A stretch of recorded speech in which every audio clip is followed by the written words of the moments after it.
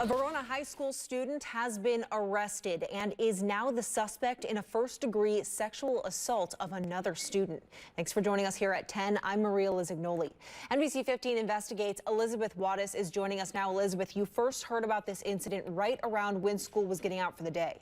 Yeah, Maria, information is limited right now, but we are in contact with the Verona Police Chief, who tells us they are actively investigating a sexual assault where the suspect and victim are both Verona students. A staff member with the Verona Area School District says that assault took place in a bathroom stall at the high school today.